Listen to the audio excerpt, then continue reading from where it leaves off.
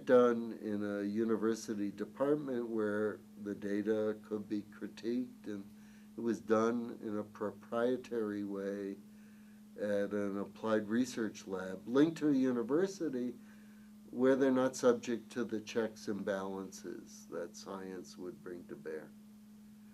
The implementation of Project FAST is not happening in an open way. It's happening again in one of these other settings, and we're being denied access to the information on whether or not they're doing evaluations. And so we don't have a clue what people are concerned about and not. And every time a scientist steps forward and critiques, we're told they're not relevant, or we've got that covered, it's okay. You should ask the people doing it how they've got it covered. Gordon Garland did a racial bias study on observational data at DODP in 1990. Are you familiar with this? Yeah. And it was one of the 2000 documents we looked at. Yes, I'm sure it was. When I asked him about it, he referred me to Sheila Reed's 1996 rebuttal on cultural context in the polygraph.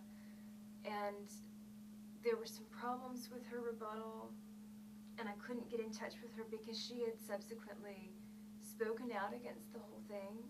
It sounded like maybe worked with the committee at some point and was stripped of her clearance, interrogated by the Army, and now nobody knows where she is. You're bringing back...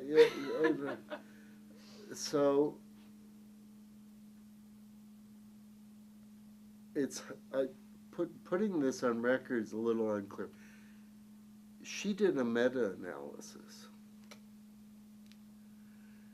at one point, I believe, and I'm trying to remember whether she actually came to the committee and met with us, or whether one or more committee members actually interviewed her. One of the committee members knew her in a research context. But we did have this unpublished manuscript. And we made sure we had all of the studies that she evaluated.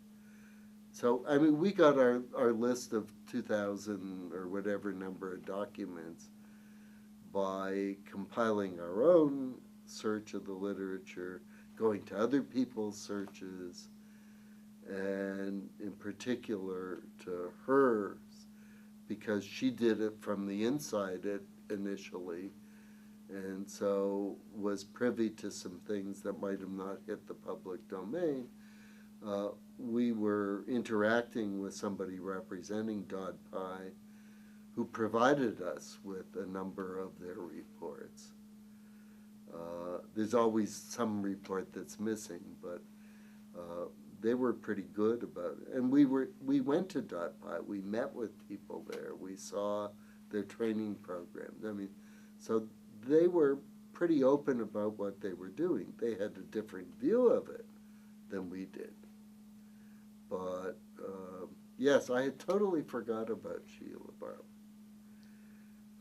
And I don't know what records we maintained, but we certainly had interactions with her. And what I don't remember is whether it was directly with the entire committee or whether it was one-on-one on a telephone conversation or an informal interview. But we certainly had access to her information, and we kept whatever confidences she asked us to keep.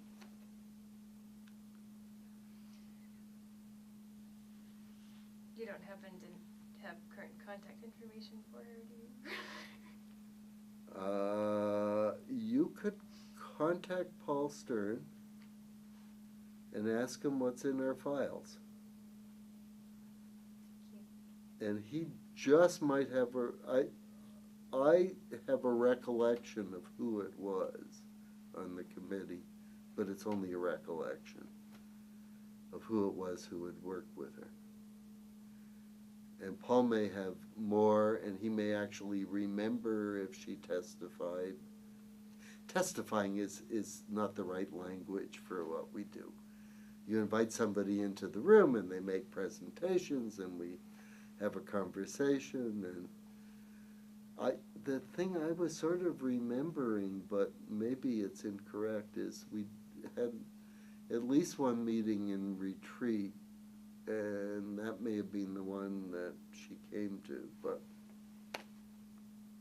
because I just have this vague memory of actually sitting with her at lunch or at dinner and talking about this. But Okay, I'll follow up with Paul Stern. Thank you. Let's see. So in terms of what the polygraph has done, have you seen any evidence that the polygraph has ever caught a spy? wonderful question. So we never made a claim about this in our report. When we were preparing the press release, the issue came up, and it's not in the press release per se, but but it was part of what we discussed, and a member of the committee actually made a statement to that effect at the press conference. It was in the main academy building. I remember the context, and I don't think we set up the question. This is the kind of question you might expect people to ask. And she made the statement that we hadn't, and then she was inundated.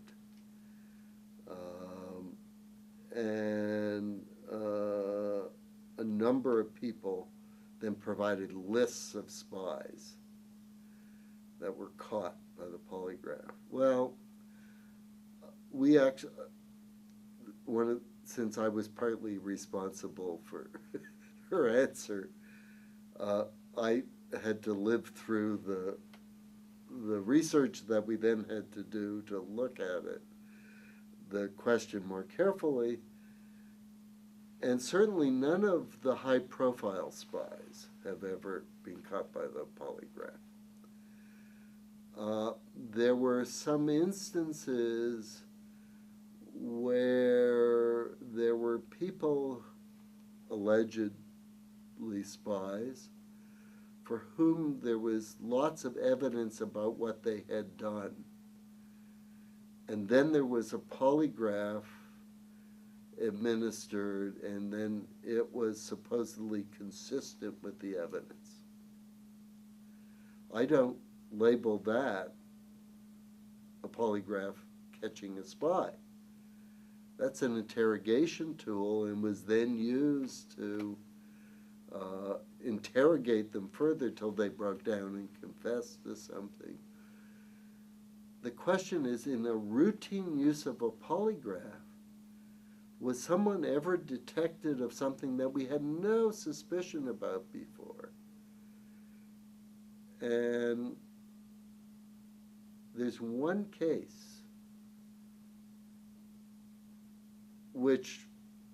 for which the evidence is very murky, of that sort. And I don't remember all the details.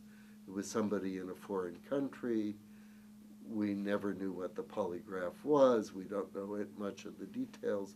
But the claim was that in that instance, it was a routine polygraph, and it triggered something that ultimately led to an investigation, which ultimately led to them being labeled as spies. So that was one out of... Well, who knows what it's all the polygraphs we've ever administered for this purpose. So leave aside all the interrogation ones, where somebody is being investigated for a particular purpose. We're doing screening to catch somebody who might be a spy. and we have no reason to suspect them at all. And there are thousands or maybe hundreds of thousands of such polygraphs that are being administered. The Department of Defense, 10, 20, who knows how many tens of thousands of polygraphs a year. The Department of Energy Labs is doing these repeatedly.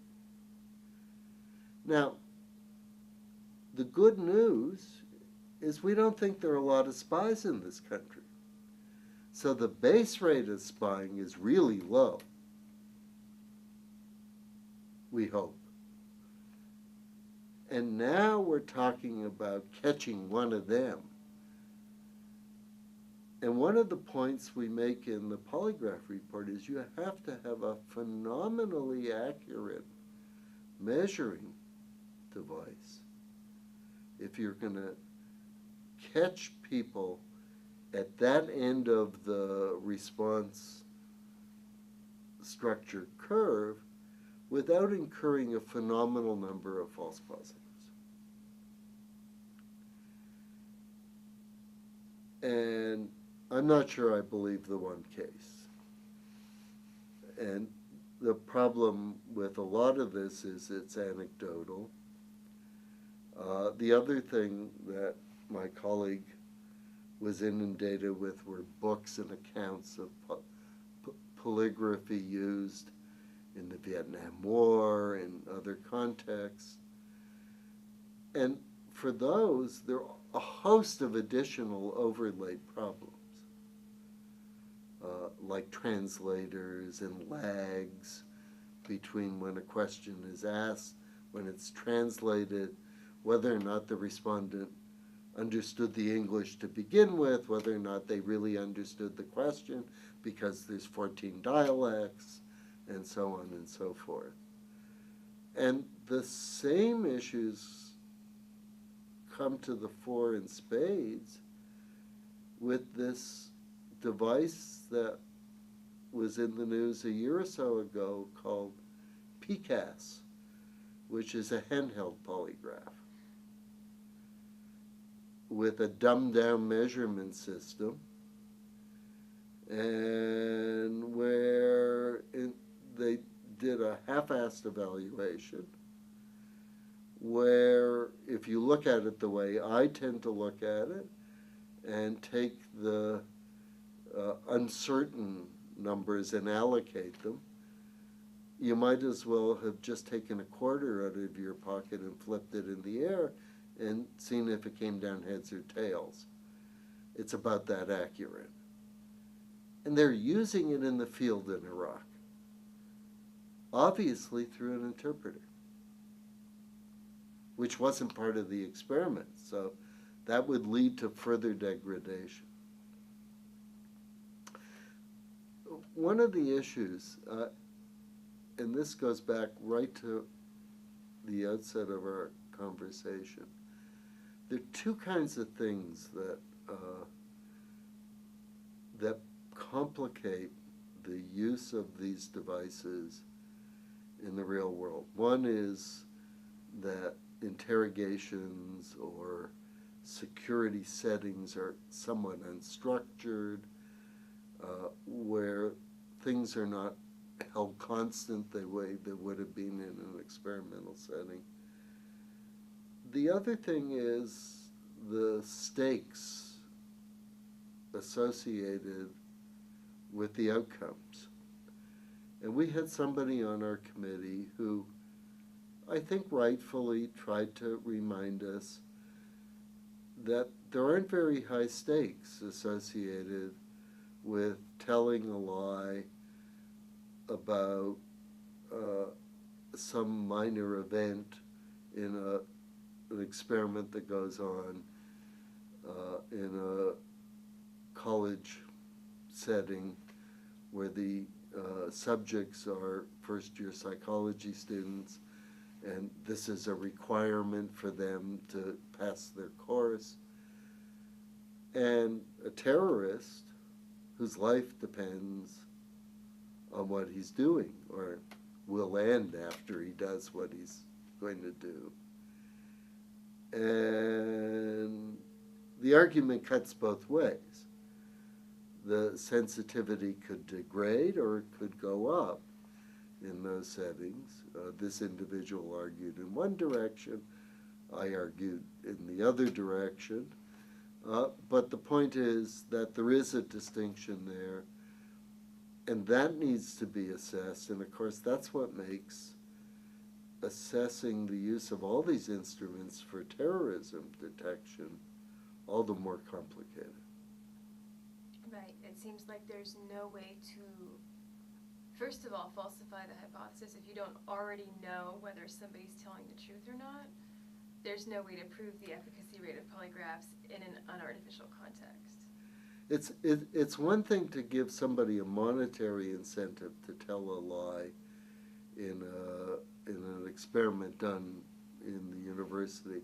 You know, you get a $20 coupon to spend at the movie theater, or a new iPod, or we can up the stakes. A new iPod is not the same as having a suicide bomber get through a security setting. And there's not much we can do to get convergence there. And that's a problem. And I recognize it as a problem. It just makes science much harder to bring to bear. But in terms of when the stakes are higher, have you seen any evidence that foreign intelligence services actually have polygraph countermeasure training programs, as if they took it seriously as science?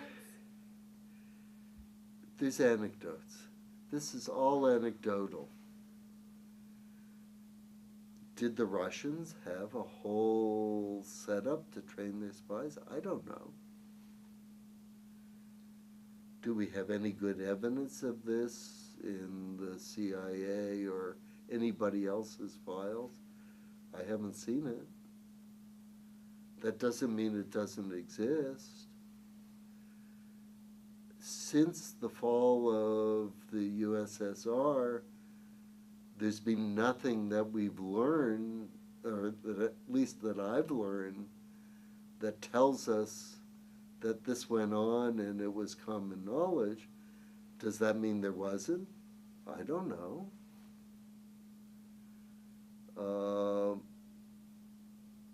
What's the cultural differences associated with lying in Iraq and Afghanistan as opposed to what we're doing when we're testing people in the US for something that we're going to use in that context? Those are big differences, coupled with the high stakes versus low stakes differences. It just makes it difficult. It doesn't make it easier. I'm going to go down the hall. But I'll come back.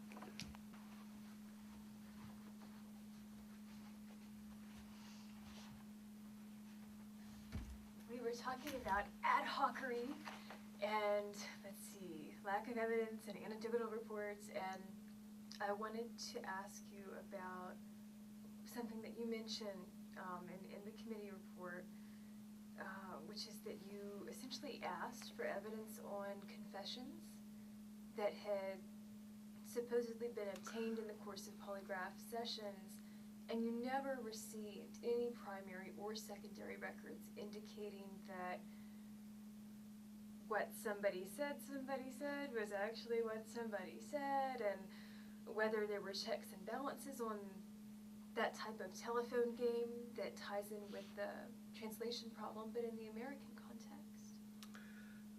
Well, I would take us back to the notion that the polygraph is an interrogation tool. It actually begins with a lie. To the person being polygraphed, where the principal role of the initial part of the examination is to convince them that the polygraph works and will catch them when they lie. And then once they're convinced of this, they're told to tell the examiner, or the examiner asks them to tell them about things they've done that the polygraph would otherwise catch, so we can get them out of the way and not have that all caught up in the questions. At which point some people confess to doing something. So suppose the examination isn't about something serious like having committed a murder, and it's a security screening one, and the questions are designed to find out if they're spies or have committed some security breach. Well, what's a security breach? If I worked at the labs at Los Alamos and I took home a classified document, and I shouldn't have, by mistakenly putting it in my briefcase, and I brought it back the next day, that's a security breach that probably needed to be reported to someone, and if I fail to report it, then I haven't done what I'm supposed to do, and if I confess to that, that would be logged in as a success of the polygraph exam. And it is. The exam has caught a security breach. It has nothing to do with whether or not the polygraph worked. It has to do with the polygraph as an interrogation tool about the convincingness of the device that is designed to get them to believe that it's infallible, and then the use of that to elicit confessions. So if you go look at the Department of Defense, which reported to us that they did 10,000 polygraphs in 2000 or 2001 or things like that, or the Department of Energy similarly, and now they say, well, in 100 cases, the polygraph detected deception. Now the question is, what does that mean? How many of those were confessions? How many of those were deception about something, and that was pinpointed, and in fact that event had occurred and the person lied about it? And how many of these were instances where somebody did something, but it wasn't the thing that the polygraph got triggered on, but as a consequence of later interrogation and other follow-up, they discovered that this person had committed a security breach. And I don't think it was a willful suppression of information. I don't think these people understand that there's a difference. And so the more we probe, the less we learn, because what they recorded is what they recorded, is sort of what we were told. And if you think of the polygraph as an interrogation tool, that may not be a stupid way to think about recording the numbers. On the other hand, suppose I reached down here and I said, this is a new polygraph machine. They didn't tell you about this when you asked, but there's been research going on, and this iPhone has had the guts stripped out and replaced by sensors, and now we're going to do an interview, and I'm a scientist and I'm really good at this, and this is better than any polygraph machine you've ever seen. If I can convince you that this iPhone is an infallible lie detector, then you may confess all sorts of things to me, and you may behave differently. And there's actually a technical name for this in the social science literature. That's referred to as the bogus pipeline. That is, you essentially set up a fake polygraph machine. It doesn't do anything other than put you in the context of a setting where you're being asked to act as if this was a polygraph. So now I've got the polygraph machine set up, but it's not recording anything at all, and I tell you that we have evidence that you've lied, and now I make you uncomfortable. And I use it as a tool to elicit confession. How much better does the polygraph with a real hookup to you do to the fake polygraph or to my iPhone? If I'm convincing enough in my manner when I explain to you how this works. And, you know, this is terrific new technology. We know how good Apple is and that it's really capable of developing things that the government can't do. You just got me a corporate sponsor. Thank you.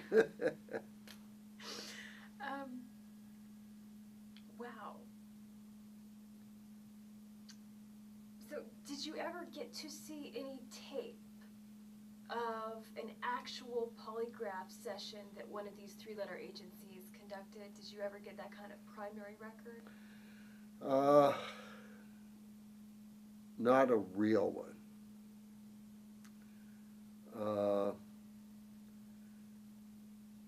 Probably for related reasons to why I went into this, my first suggestion before the committee ever met was we arranged to have everybody polygraphed. And the answer was no. Because there would be liability associated with potential outcomes if in fact something came up in the context of the exam. Oh, suppose, now I'm not a spy, and maybe this would be a good thing to get on camera. I've never done anything that should make me a security liability. But suppose somebody had done something inadvertent and went through the polygraph exam, and we were asking about doing the security screening exam that was being used at the national labs. And that led to some consequence for that individual, then the academy would have been liable, and the agencies would have been in trouble because the law says they can only implement it for national security purposes. So it was complicated. So what did we do? We did see sample polygraph exams administered using this questionnaire to Army recruits on the base where Dodpai was based. This was part of a training exercise for polygraphers. We saw the training to get them to learn what they were going to lie about. So we went through the whole structure that was used essentially in the paradigm in the 5 major studies on the security screening question that we evaluated separately.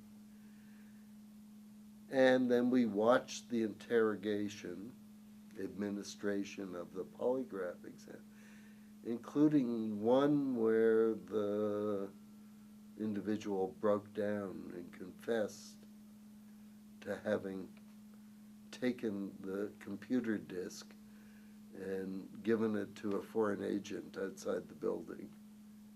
That's the paradigm.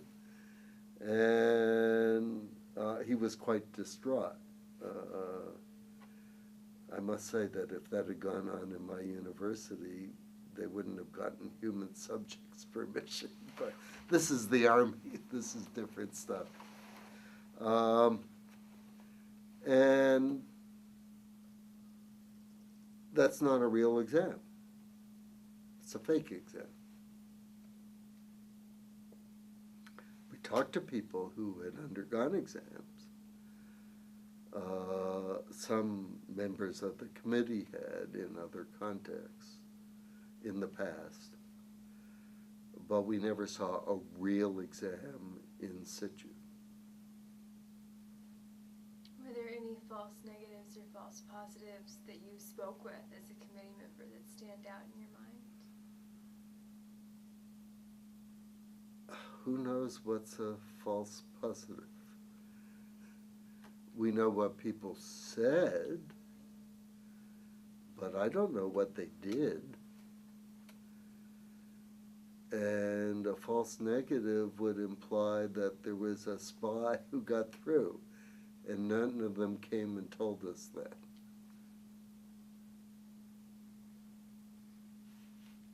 I'm trying to get in to see Ames.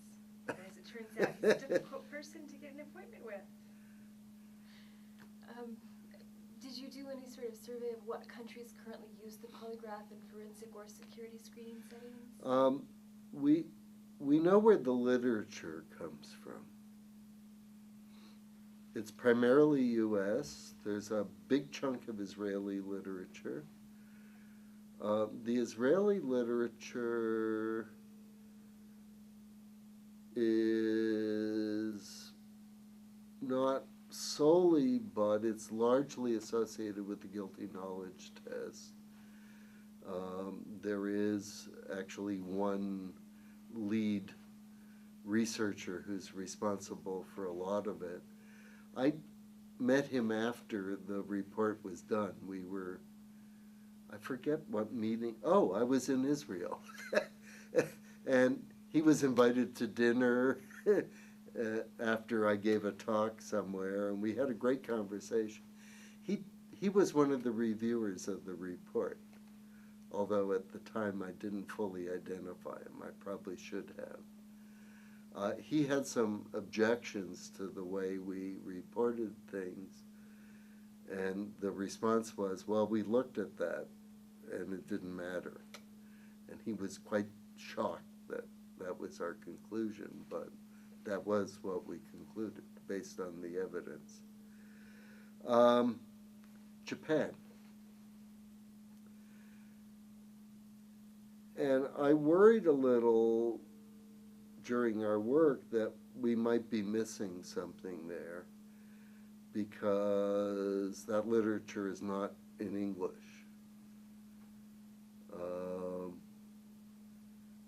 But you'd think after 80 years that something in it, if it were in the public domain, would percolate in. There's been a little stuff going on in the public domain in England and other places. There's work tied to psychophysiology in multiple places, a little bit in Canada.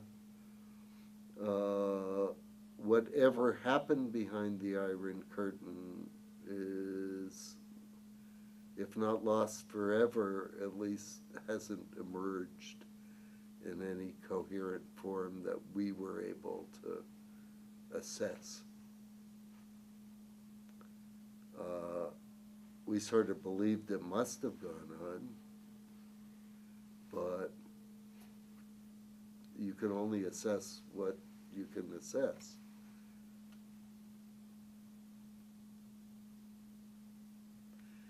We worried a lot about that for countermeasures, because that's where you'd think the research would come up. If you're training a spy, you want to train them to beat the polygraph. And you do there are a couple of strategies, one of which, I guess, is to build a better mousetrap and then figure out how fallible it is. But I never saw anything that said that they had a better mousetrap. Oh, two questions there. In terms of them being able to, or foreign intelligence services now being able to build a better mousetrap, I know that there are, export prohibitions on national security equipment, but this is biofeedback equipment at this point. Isn't this equipment completely open source? What isn't, measuring conductance or resistance in the fingertips is a laboratory tool for psychophysiology. Measuring respiration has nothing to do with the polygraph. The cuff that they put on the arm has multiple uses. So this is very different from new technology that you might invent now that would come under what might be labeled as dual use, where there's export prohibitions. This stuff was long gone before we had such rules, or at least before anybody knew they should be applied to these technologies. It's very hard to do anything after the barn door has been open for decades on technologies. If you close the barn door, you don't do anything. So, in terms of detecting countermeasures, have you seen any evidence that polygraphers can do that?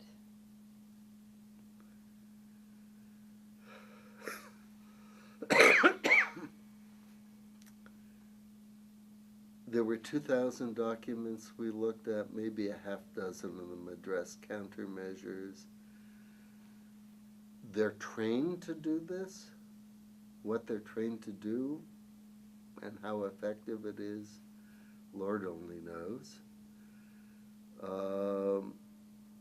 The whole point of study, so there's multiple levels here. The first thing is what goes on in the exam and whether or not it works. Then there's the issue of, if it really worked, could you change the signals and make it not work? And then there's the question, if you're physically changing the signals and making it not work, how would an examiner know? Well, if it had to do with my scrunching my toes down every time I gave a response and I were wearing sandals, maybe they could detect it easily.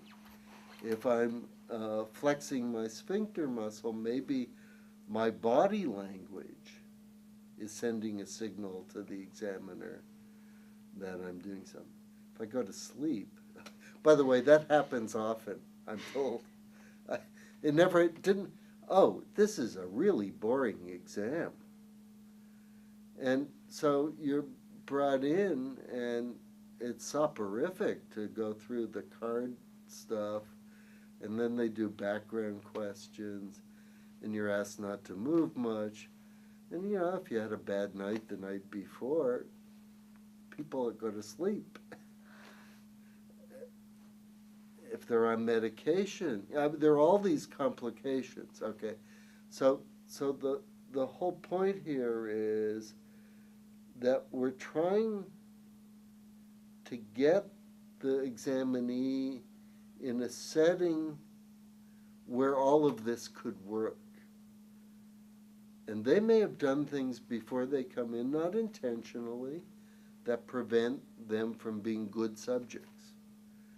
That's why the 11 people were not included, it is claimed, in the study comparing the thermal imaging to the polygraph. Medication was at issue in some. It's funny what group they end up in, but that's okay. And maybe the equipment doesn't work on them. They don't display hotspots, but the point is that you've got that preconditioning kinds of stuff that you need to look at. Then there's what the person is doing during the exam. And if people do it in different ways, you have to train the examiner to look for it in different ways. If what I'm doing is now designed to calm me down, I'm coming back to going to sleep, so that I'm not showing a heightened response to anything,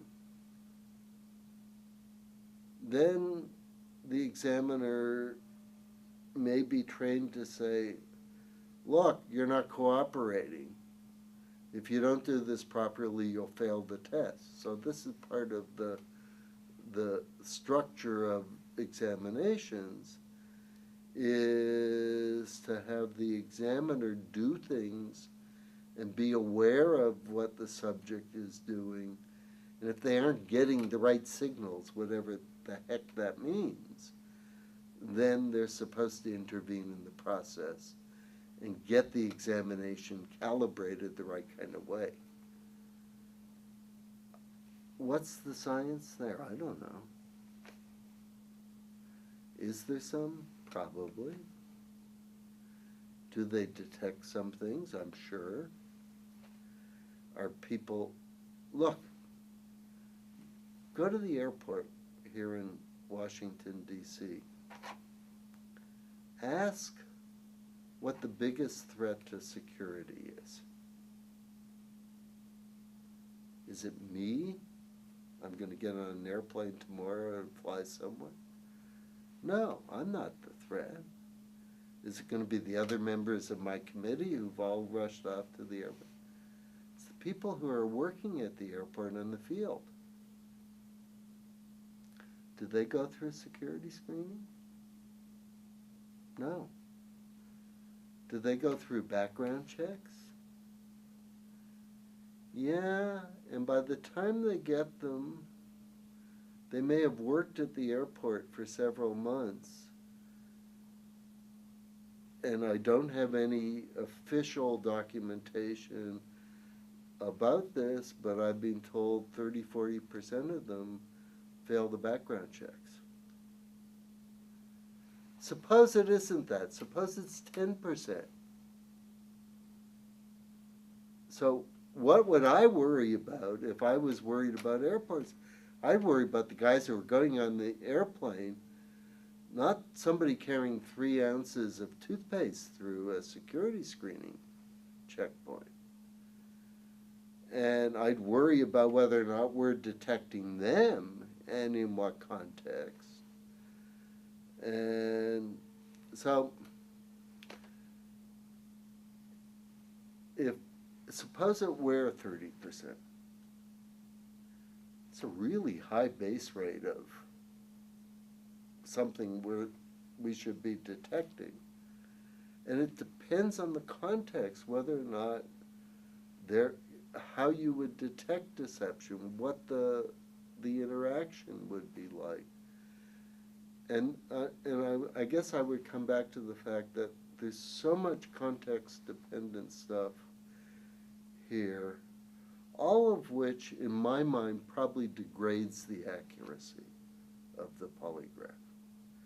So the heterogeneity is not just heterogeneity, it's degradation of accuracy and degradation of the ability that we have to know what we're targeting and the ability to get at it with the polygraph. So if you start off with something that has some scientific validity and you're always undercutting it by the way in which it's used, we're left with these big questions. already addressed, I think both of the